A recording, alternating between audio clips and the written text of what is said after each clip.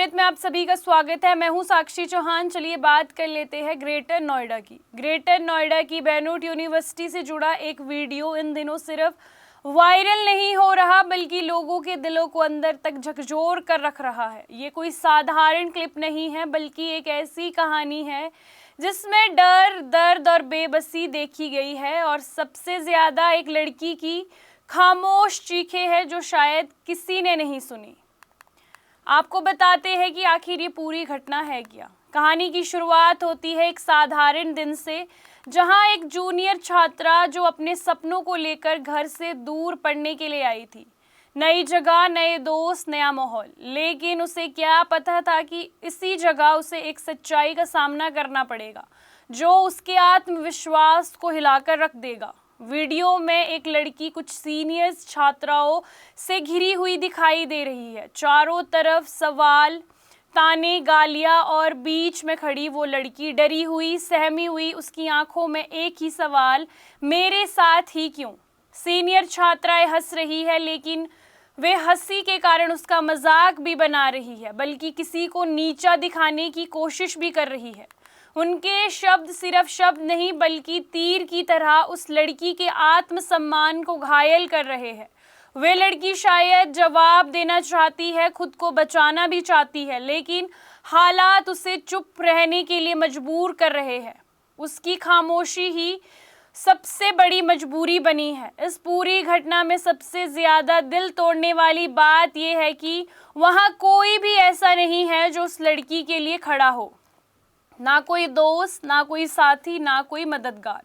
वो अकेली है, पूरी तरह अकेली। उसकी आंखों में आंसू है लेकिन वो गिरने नहीं दे रही। शायद इसीलिए क्योंकि उसे डर है कि अगर वो रोई तो उसे और ज़्यादा कमज़ोर समझा जाएगा। ये घटना शायद पहले भी कई बार हो गई है लेकिन इस बार ये कैमरे में कैद हो गई। और जैसे ही ये वीडियो सोशल मीडिया पर आया, लोगों के अंदर गुस्सा फूट गया। हर कोई यही पूछ रहा है कि क्या यही है हमारी शिक्षा व्यवस्था? क्या कॉलेज अब सुरक्षित नहीं रहे? और लोगों की प्रतिक्रिया सिर्फ गुस्से के रूप में सामने नहीं आई बल्कि एक चिंता भी दिखाई दे रही है कि अगर आज ये एक लड़की के साथ हुआ है तो कल किसी और के साथ भी हो सकता है। ये सिर्फ उस एक छात्रा की कहानी नहीं है, ये उन हजारों छात्रों की कहानी है जो रोज बुलिंग का शिकार होते हैं लेकिन डर के कारण चुप रहते हैं। कई बार ये डर इतना बढ़ जाता है कि छात्र अंदर ही अंदर टूट जाते हैं, उनका आत्मविश्वास खत्म हो जाता है, वे खुद को अकेला महसूस करते हैं। इस घटना के बाद अब सवाल उन सीनियर छात्राओं पर नहीं बल्कि पूरे सिस्टम पर उठता है। क्या कॉलेज प्रशासन को इसकी जानकारी नहीं थी? क्या एंटी रैगिंग नियम सिर्फ कागजों तक सीमित है? हर माता पिता अपने बच्चों को इस भरोसे के साथ कॉलेज भेजता है कि वे वहां सुरक्षित रहेंगे, लेकिन ऐसे वीडियो उन भरोसे को तोड़ देते हैं। भारत में रैगिंग कोई नई समस्या नहीं, इससे पहले भी कई ऐसे मामले सामने आ चुके हैं जिसने पूरे देश को हिलाकर रख दिया है। अगर बात इससे पहले की जाए तो अमन कचोर रैगिंग केस मामला 2009 में हिमाचल प्रदेश के एक मेडिकल कॉलेज में अमन कचोर नाम के छात्र की सीनियरों द्वारा की गई रैगिंग के कारण मौत हो गई है। ये घटना इतनी गंभीर थी कि पूरे देश में एंटी रैगिंग कानून को और सख्ती से लागू किया गया।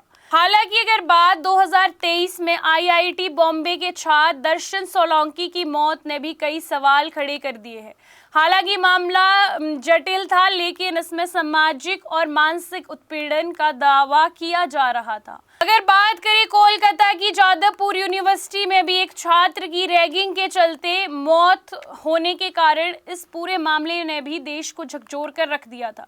ये मामला दिखाता है कि आज भी कई संस्थानों में ये समस्या खत्म नहीं हुई है। हर बार जब ऐसी घटना सामने आती है हम गुस्सा जाते हैं, दुखी होते हैं, लेकिन कुछ समय बाद सब कुछ स्थिति सामान्य हो जाती है। सवाल ये रहता है कि आखिर कब रुकेगा ये सिलसिला। रैगिंग को अक्सर मस्ती या इंट्रोडक्शन के नाम से जाना जाता है लेकिन सच्चाई ये है कि ये गंभीर मानसिक उत्पीड़न है।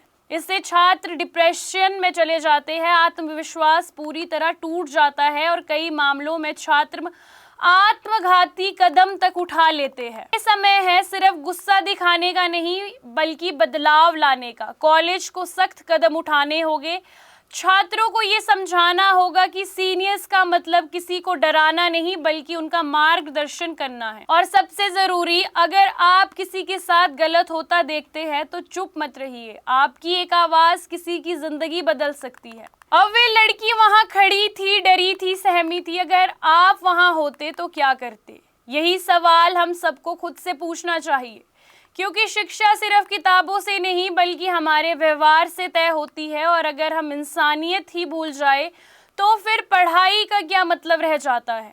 आपको बता दें कि day to day news Bharat निष्पक्ष तरीके से पत्रकारिता करता है। हमारा कोई भी रिपोर्टर फील्ड में किसी से कोई उपहार या विज्ञापन स्वीकार नहीं करता और ना ही किसी को ब्लैकमेल करता।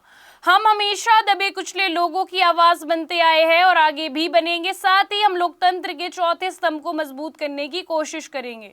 अभी के लिए फिलहाल इतना ही। देश दुनिया की तमाम खबरें जानने के लिए day to day news Bharat को देखते रहे। साथ ही हमारे चैनल को लाइक, शेयर और सब्सक्राइब करना ना भूलें। नमस्कार।